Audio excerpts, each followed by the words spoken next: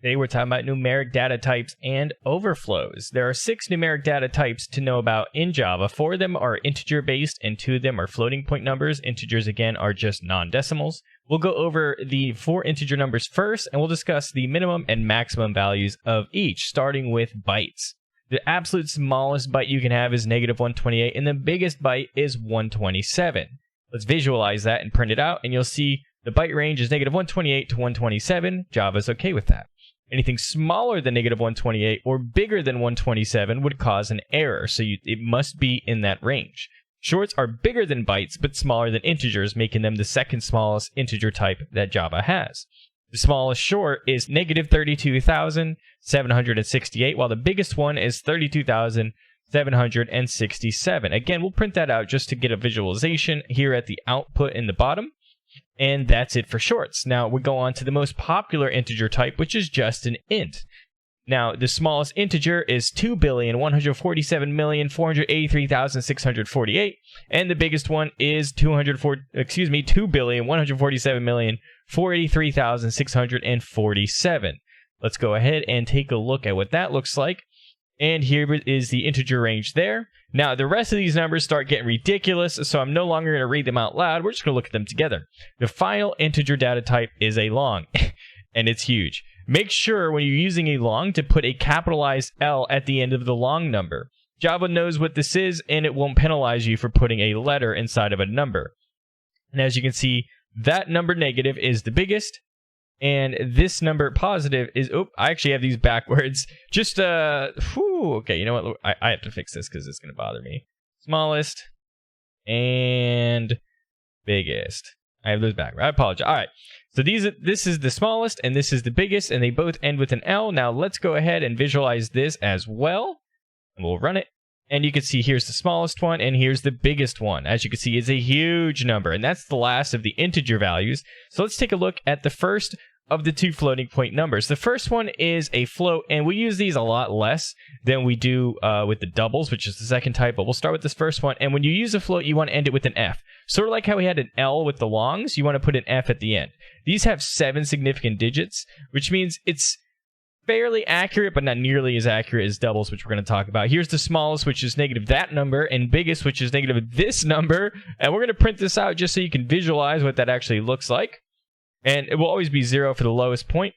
And we have this number with these digits afterwards.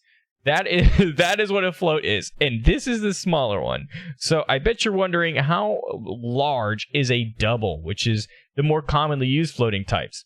These actually have 16 significant digits of accuracy, which means it is a huge number and the decimal value is very, very accurate. This is very good for scientific type stuff. You would want to use doubles. And here's the smallest double, and here's the biggest double. And if you don't understand this notation, just know this means it is ridiculously large. Now let's take a look at how ridiculously large this is. And as you can see, -0 point, very small number, and 170. I'm scrolling. I don't know if you can see. It's just scrolling and scrolling and screw that number. And then here's the decimal points. This is an extremely accurate number, and as you can see, this is probably the one you would use for things where accuracy is of the utmost, and I mean the utmost importance. Doubles are huge.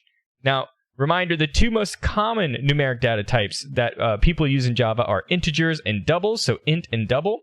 Usually, you're going to use one of these 2 almost always if you're using numeric data types. There are specific cases where you wouldn't, but those are the 2 most common. Anyways, anything outside of these numeric ranges. So if you put 129 for byte, you break it. If you put 33,000 for shorts, you break it. If you put 3 billion for integers, you break it. If you put 1 digit higher than whatever that number is, you break it. 1 digit higher than this one, you break it. And if you somehow manage to put 1 extra digit after whatever this number is, you broke that too. And if you broke that one, you have a lot of numbers. Shorten the numbers. I don't know. Anyways, you generally don't need to worry about bytes, shorts, and floats. That's pretty much what you could take away from this one. Even longs, sort of, you don't really usually worry about, but longs at least see some use. These 3, though, bytes, shorts, and floats, you generally just don't use them. Integer for these and double for these. However, they can be useful like on cheap embedded systems that are outside the scope of what you need to know, but think like medical equipment, stuff like that. All right, so let's do a comprehension check. I'm going to give you 3 situations, and I want you to pick the most suitable data type for the job. We'll pretend that this is an embedded system if you want, so you can actually use something that's not just an integer. Anyways, here's the first one. To store a user's age, a blank would be sufficient. Number 2, to hold the number of seconds in a day, a blank would be good enough. And number 3, to hold a value that would be used to land a space shuttle on the moon, a blank would be the only correct and accurate choice. I'm going to give you 5 seconds. Pause the video, think about this, come back and figure it out.